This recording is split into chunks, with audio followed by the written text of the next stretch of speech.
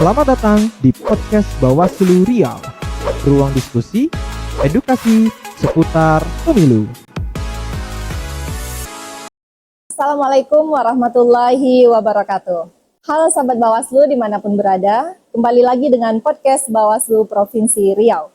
Senang sekali dengan saya Nur Hudasyah sebagai host pada podcast kali ini. Baik, adapun tema yang akan kita bahas pada podcast kali ini yaitu bagaimana peran intelektual dalam menjaga demokrasi agar tidak mati.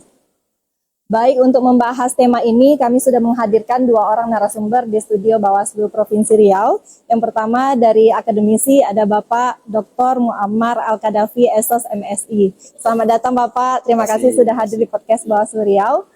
Selanjutnya tentunya dari internal Bawaslu Provinsi Riau, anggota Bawaslu Riau Bapak Nanang Wartono SHMH. Selamat datang Bapak, terima kasih atas waktunya.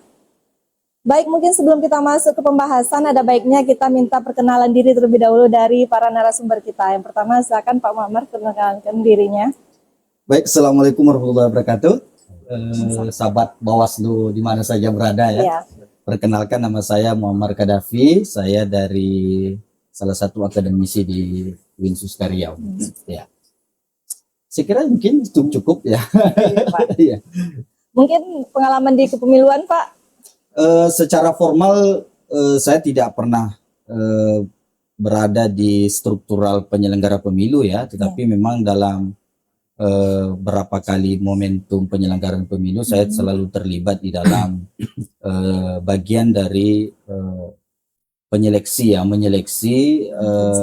tim komisioner Bawaslu maupun KPU sebagai amanat Undang-Undang 7 2017 ya. Kemudian selain itu juga saya banyak ikut terlibat di dalam kegiatan riset dan pengabdian yang terkait dengan isu-isu kepemiluan.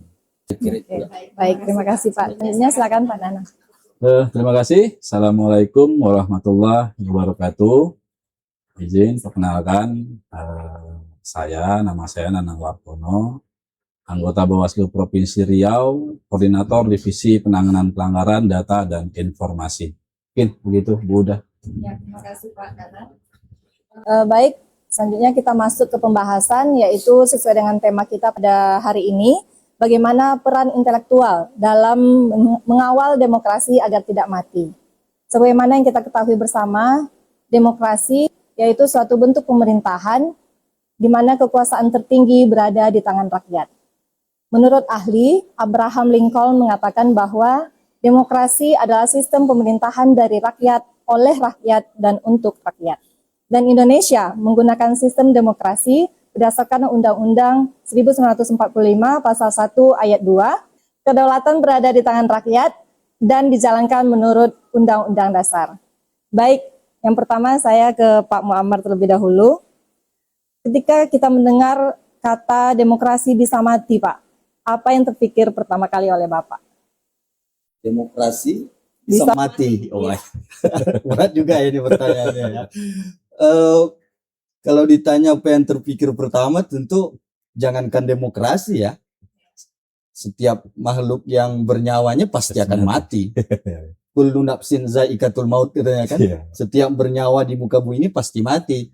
Jadi apalagi demokrasi kan, hanya sebagai satu sistem politik, sistem pemerintahan atau satu nilai-nilai di dalam menyelenggarakan suatu negara gitu ya. Pasti kemudian dalam tanda kutip bisa saja itu akan hilang karena sebelum ada demokrasi kan ada sistem yang lain. Kemudian muncul demokrasi sebagai satu sistem yang banyak dianut oleh banyak negara hari ini ya, dalam menyelenggarakan pemerintahan. Tapi oke lah ya, kalau begitu kan normatif apa ya, karena dari Win agak syariat dikit. Tapi kalau ditanya konteks apakah demokrasi bisa mati, nah yang terpikir pertama saya, dalam pikiran saya itu saya teringat buku yang populer sekarang itu, yang banyak dibahas di pengamat demokrasi, How Democracy Day, bagaimana demokrasi mati, yang buku itu ditulis oleh seorang ahli profesor politik dari Harvard University dan penulisnya itu Stephen Levitsky. dan Daniel Giblat ya, Daniel Ziblatt gitu ya. Dia menulis How Democracy Die, bagaimana demokrasi mati gitu. Nah, kalau kita merujuk ya kajian dari beberapa profesor itu, bahwa sebenarnya negara-negara yang menganut demokrasi ya, dalam kajiannya itu meskipun pemimpin-pemimpin politiknya atau pemimpinnya itu dipilih secara demokratis melalui pemilu, tetapi dalam tanda kutip sistem demokrasi akan mampu juga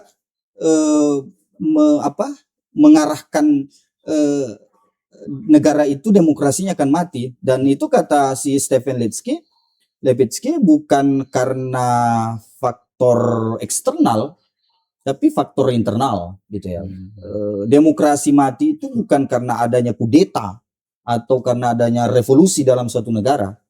Tapi Stephen Levitsky menyatakan bahwa faktor dari yang bisa mereduksi demokrasi itu, yang akan menghantarkan demokrasi itu akan mati, dari faktor internal itu karena para pemimpin politik yang terpilih secara demokratis itu memimpin dengan gaya otoriter. Dia menjadikan aturan itu menjadi tidak demokratis. Dia melakukan pembatasan terhadap kebebasan sipil, bahkan membatasi kebebasan pers. Padahal kita kenal dalam demokrasi itu harus ada kebebasan pers, harus ada kebebasan sipil. Nah, ini terjadi di negara-negara yang menganut demokrasi, katakan Amerika tadi yang ditulis dianalisis dalam buku itu, yang digaung-gaungkan sebagai negara rajanya demokrasi.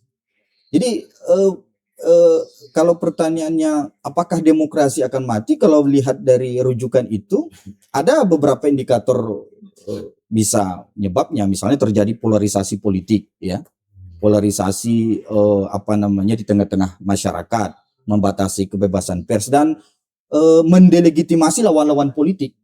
Kemudian juga akan membungkam orang-orang yang berbeda pendapat. Itu jalan menuju dalam tanda kutip demokrasi itu menuju satu kematian, kira-kira begitu ya. Ya. Baik, Pak. Jadi sebenarnya kondisi Indonesia saat ini bagaimana, Pak, demokrasinya? Baik-baik saja atau sedang mengalami tantangan yang serius, Pak? Kalau saya melihat dalam konteks Indonesia, kita sebenarnya secara prosedur demokrasi ya, kita sudah menjalani satu pilihan, satu sistem demokrasi. Kita memulai, misalnya kita lihat saja misalnya demokrasi Indonesia itu berjalan dengan baik dalam konteks demokrasi proseduralnya. Kita sudah melalui pemilu ini sejak 5 tahun 55. Ya, kemudian kita sampai terakhir kemarin dalam era demokrasi itu pemilu 99, pemilu 2004, pemilu 2009, pemilu 2014. Iya kan? Ya. 2019, 2024 sudah 6 kali pemilu secara reguler ini di pasca era reformasi. Baik-baik saja. Bahkan kita selalu membangun sistem pemilu kita itu dengan terus melakukan pembenahan-pembenahan di aspek bahkan misalnya terakhir Undang-Undang 7 2017 itu semakin memperkuat instrumen-instrumen penyelenggara pemilu itu. Jadi kalau ditanya apakah demokrasi kita sehatkah sakit, kalau secara reguler pemilu kita sehat gitu ya. Kemudian kebebasan berpendapat saya kira ada gitu ya. Tapi memang ada tantangannya.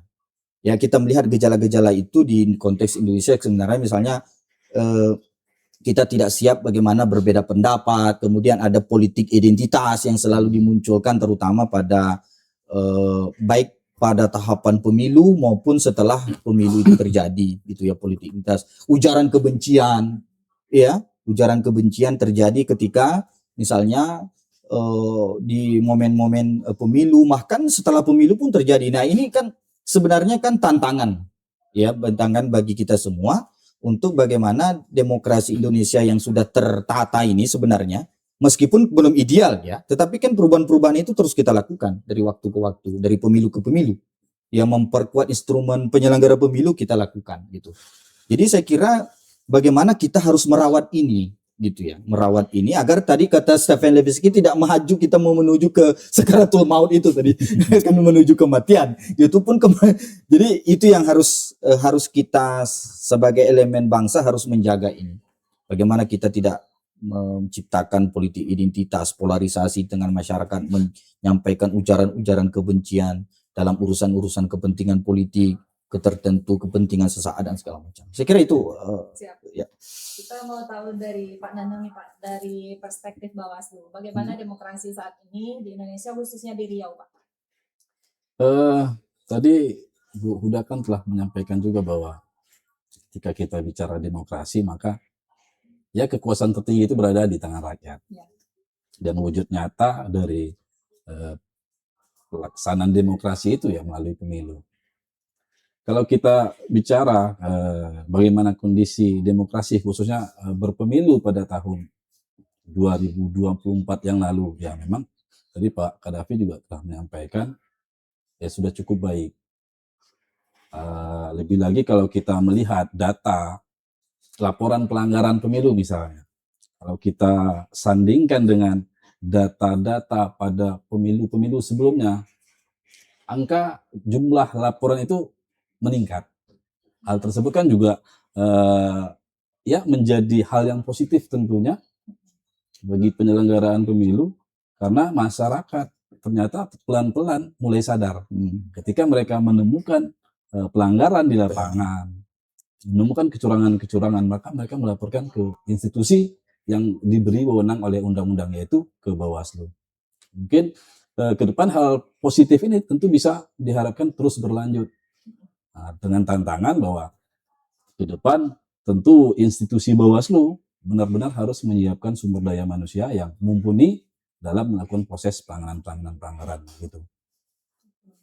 Berarti masyarakat Riau khususnya sudah mulai melek lah ya Pak? Iya. Pemilu sendiri. Betul. Baik, kita kembali ke Pak Muhammad lagi, ke peran intelektualnya nih Pak sekarang. Mengapa kaum intelektual dan akademisi itu dianggap selalu memiliki tanggung jawab khusus dalam tegaknya demokrasi? Ya, ya kaum intelektual di mana saja, bukan hanya di kampus ya, menurut saya ya, punya peranan penting di dalam menjaga demokrasi itu gitu ya, karena memang negara kita ini didirikan gitu ya dengan satu sistem demokrasi yang kita anut sampai sekarang. Nah, bagaimana peran-peran kaum intelektual ini, terutama dalam perspektif saya? Begini, misalnya kaum intelektual terutama di kampus itu kan punya pengetahuan, ya, dia punya modal pengetahuan, kemudian selalu berpikir secara objektif mengenai sesuatu hal ya, termasuk di dalam urusan penyelenggaraan pemerintahan, penyelenggaraan pemilu. Tentu objektivitas itu harus diukur dari bagaimana dia melakukan kajian-kajian yang berbasis data dan ilmiah, yang berlaku secara objektif gitu ya. Nah, peran akademisi itu bagaimana kemudian menjaga demokrasi ini ya, dalam hal misalnya melakukan kritik yang bersifat objektif berbasis data ilmiah di tengah misalnya hiruk pikuk urusan demokrasi yang banyak mengalami polarisasi di dunia media sosial misalnya, kemudian di tengah-tengah kehidupan publik. Nah, peran-peran intelektual dengan kajian-kajian yang dia miliki itu harus terus membangun kritik yang konstruktif gitu ya, menjaga bagaimana kemudian setiap kebijakan pemerintah itu berbasis pada data dan kebijakan yang bersifat rasional. Nah, jadi lebih penting lagi kaum akademisi ini boleh saja salah tapi harus jujur gitu ya. Jadi jadi boleh dikatakan bahwa kampus itu penjaga moral demokrasi. Nah, penjaga moral demokrasi. Bagaimana nalar publik itu harus tetap dijaga. Nah, itu peran-peran kita sebagai akademisi untuk selalu terlibat dalam konteks bukan pemain praktis dalam politik, tapi memberikan kritik, masukan kepada misalnya penyelenggara pemilu, infrastruktur politik seperti partai politik, bukan menjadi underestimate. Wah, ini penyelenggara nggak benar, partai politik nggak bisa begitu, karena ini satu-satunya instrumen yang sudah kita sepakati bahwa ada infrastruktur politiknya partai politik, ada penyelenggara pemilunya, ya kan? Nah, ini kan sudah yang kita sepakati. Nah, fungsi kampus bagaimana pertarungan politik itu dijaga nalarnya sehingga tidak keluar dari rel aturan main, bahkan moralitas politik, etika berpolitik, etika menyelenggarakan pemerintahan. Nah, di sini saya kira peran penting akademisi tidak boleh jangan sampai tidak antipati atau tidak berperan di dalam membangun demokrasi. Nah, salah satu kemunduran demokrasi saya kira ketika kampus tidak lagi mau ikut terlibat membangun demokrasi itu. Ya, ini problemnya menurut saya. Dan jadi peran kami sebenarnya kampus bagaimana mendidik mahasiswa kami sejak dini gitu ya. Bagaimana atmosfer akademik di kampus itu menciptakan mereka selalu berpikir demokratis gitu. Jadi tidak menjadi praktisi yang kemudian tidak dibekali oleh kemampuan akademik bagaimana berdemokrasi yang baik itu sesungguhnya. Itu saya kira pentingnya di kalau ditanya bagaimana perspektif akademik ya Pak Nanang ya. Jaga moral demokrasi. Menjaga ya, Pak, moral ya? demokrasi. Karena akademisi ya. Oke, baik. Selanjutnya Pak Nanang, bagaimana peran akademisi dalam menjaga kualitas demokrasi ini Pak menurut Bawaslu? Tadi kan telah secara gamblang ya Pak Jafar menjelaskan secara luas. Cuman kalau di sini saya mungkin dari sisi dari dalamnya Pak. Iya. Sisi penyelenggaranya. Bagaimana, karena kan kita menyiapkan pemilih. Ya. Menyiapkan pemilih yang betul-betul memahami kenapa dia harus memilih. Nah, tentu kalau ini bisa kita terapkan di kampus misalnya, mulai kalau saya membayangkan dari tingkat sekolah dasar, pendidikan politik ini. Iya. Pendidikan politik dilakukan secara sistematis mulai dari sekolah tingkat dasar, tingkat pertama, tingkat menengah, bahkan sampai ke perguruan tinggi. Maka saya merasa negara Indonesia akan berada di titik terbaiknya. Harus ada kalau ini pendidikan dini berarti. Iya. Karena yang kita siapkan ini kan adalah pemilih. Iya. Dan juga orang-orang atau siswa-siswa yang diajarkan di tingkat pendidikan tadi itu kan juga orang-orangnya akan memilih dan dipilih nanti. Iya. Nah, bagaimana orangnya ini, manusianya ini yang kita betul-betul kita siapkan di dalam negara demokrasi ini, karena peran mereka sangat penting. Peran pemilih mutlak.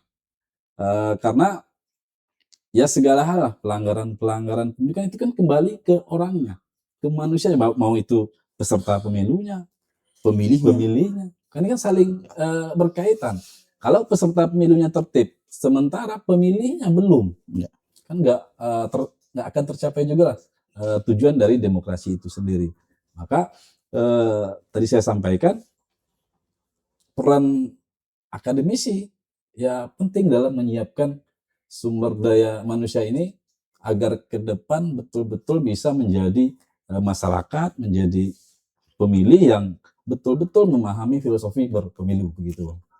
Baik, selanjutnya mungkin apa kolaborasi yang sudah dilakukan Bawaslu dengan akademisi khususnya Pak?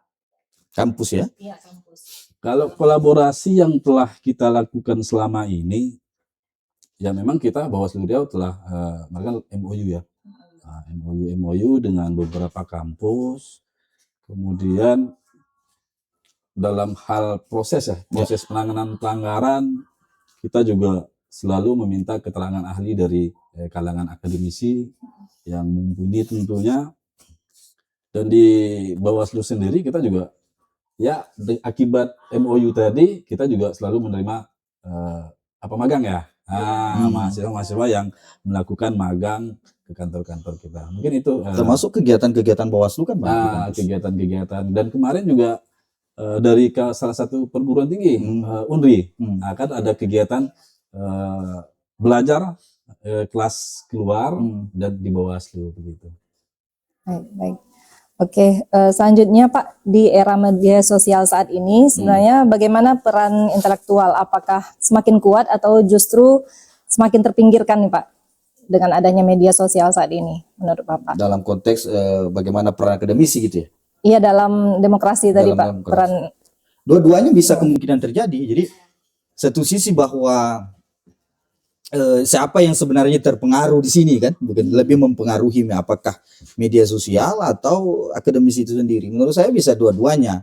Jadi begini, eh, akademisi itu kan harus melakukan argumen-argumen yang bersifat objektif gitu ya, berbasis data dan objektivitas itu. Nah, tapi sering dengan perkembangan media sosial ini kan berbeda dia. Media sosial itu kan dia dibutuhkan publik dengan narasi yang singkat. Dia membakar emosi, viral gitu ya.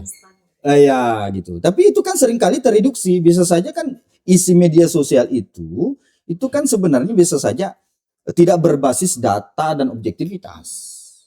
Nah, disinilah sebenarnya tantangan seorang akademisi untuk mentransformasikan pengetahuan-pengetahuannya di era digital ini dengan bahasa yang bisa dipahami oleh publik.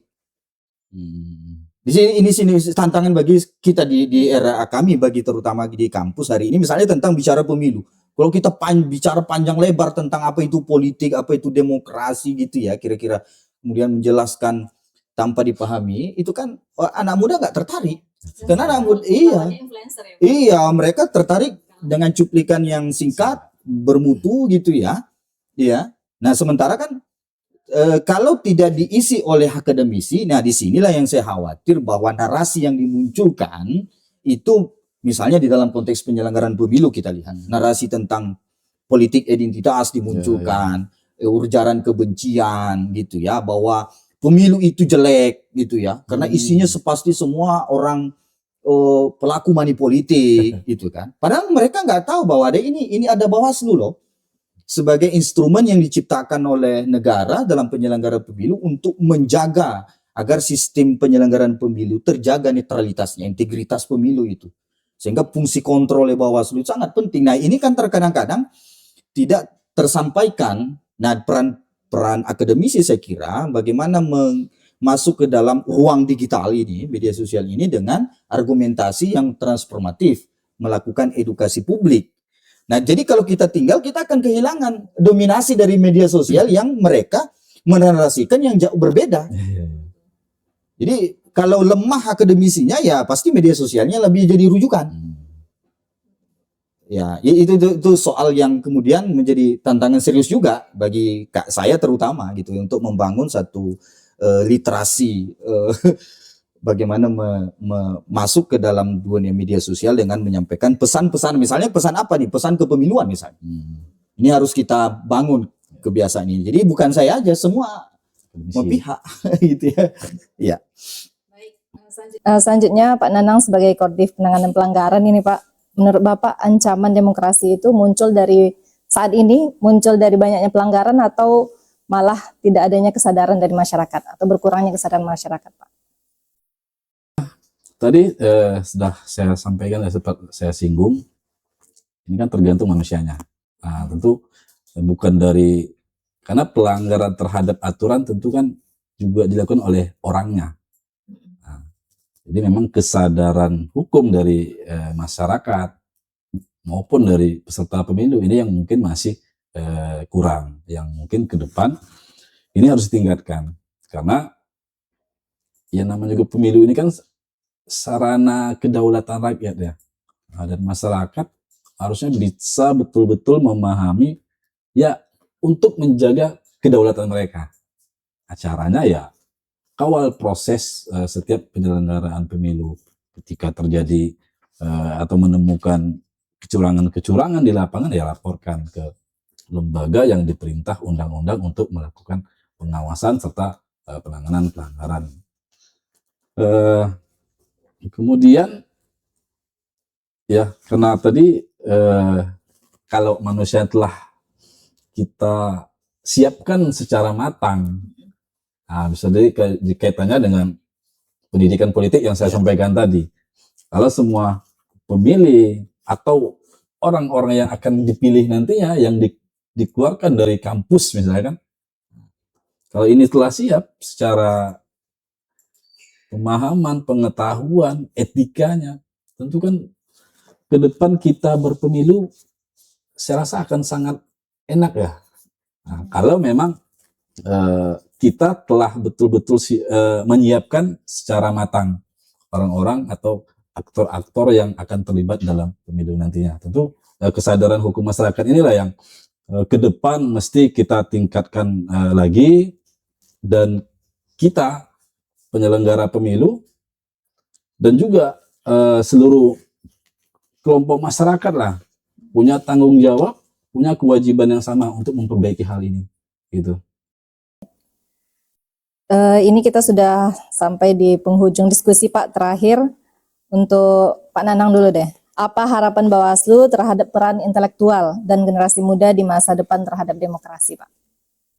Harapan Bawaslu tentu kita menjadi pemilih yang cerdas, pemilih yang dewasa. Dewasa dalam hal ini, ya dewasa secara kematangan pikiran. Karena dewasa ini kan tidak hanya sebatas berumur 17 tahun, misalnya kalau di dalam pemilu. Syaratnya. Boleh memilih. Karena kan yang betul-betul harus dipersiapkan itu kan kematangan pemilihnya. Pemilih yang secara sadar bisa memilih calon yang betul-betul kompeten. Tentu saya khawatir. Ada kekhawatiran saya kalau kita masih banyak yang memilih secara tradisional. Maksudnya gimana? Memilih hanya berdasarkan ya kedekatan, memilih berdasarkan ikut-ikutan, apalagi yang paling berbahaya kan memilih karena politik uang. Ya. Tentu ini akan sangat berbahaya tentunya bagi keberlangsungan demokrasi. Nah, tentu kalau pemilih tersebut telah bisa kita siapkan secara matang, tingkat kedewasaan dari pikiran pemilihnya itu juga telah ya dewasa lah. Jadi tentu segala kekhawatiran kita ya mudah-mudahan tidak terjadi begitu. Jadi ya harapan kita baik kepada penyelenggara segala semua pihak lah. Ya ayo jadi pemilih yang dewasa secara substantif agar demokrasi di negara kita dapat berjalan baik begitu. Baik, itu tadi pesan Pak Nanang untuk para generasi muda kita ya. Selanjutnya dari Pak Muammar, Pak, apa pesan Bapak kepada masyarakat agar demokrasi ini tetap hidup, Pak? Mulai tadi pertanyaan bagaimana demokrasi itu mati. Saya coba tadi saya jelaskan bahwa ada beberapa indikator-indikator memang menuju demokrasi itu mati. Tetapi kalau saya membaca buku How Democracy Die itu, kan dia juga memberi solusi bahwa bagaimana kita menjaga demokrasi itu agar tidak mati. Ada dua hal yang penting di situ di dalam buku itu yang saya coba simpulkan. Yang pertama adalah kita harus menjaga aturan main, ya tidak menabrak aturan main. Jadi kita sudah punya konstitusi nih, punya aturan tentang misalnya dalam penyelenggaraan pemerintahan, dalam menjalani pemilu, mari kita taati itu. Gitu. Jangan kita labrak aturan yang sudah kita buat itu. Itu pesan penting dalam konteks menjaga konstitusional. Ya semua negara kan punya konstitusi gitu ya. Kita juga punya konstitusi, aturan main dalam misalnya di dalam partai politik dalam pemilu. Yang kedua, kita harus menjaga norma-norma etika politik. Ya kan? Di dalam banyak hal termasuk di dalam urusan kepemiluan. Nah, ini yang menjadi penting misalnya bagaimana kita memperkuat penyelenggaraan pemilu kita itu yang tidak hanya taat pada aturan-aturan normatif, aturan hukum, semua prosedurnya, tetapi juga tidak melanggar etika publik, ya kan, etika moral. Nah, jadi sebenarnya kehadiran Bawaslu ini salah satu instrumen penting untuk menurut pendapat saya untuk selain daripada menjaga prosedur penyelenggaraan pemilu itu tidak dilabrak secara aturan main gitu ya oleh KPU sebagai penyelenggara teknis gitu ya, mulai dari undang-undangnya sampai itu Bawaslu lah sebagai instrumen kontrolnya. Tapi di luar konteks di luar konteks menjaga aturan main itu, substansi Bawaslu juga bagaimana menjaga etika di dalam penyelenggaraan. Selain bukan kode etik ya, kode etik ada DKPP, tetapi kan misalnya bagaimana melakukan yang disampaikan oleh Pak Nanang tadi, pemilih itu tidak menggunakan pragmatis, misalnya money politik gitu kan. Itu kan ada soal moralitas sebenarnya di situ.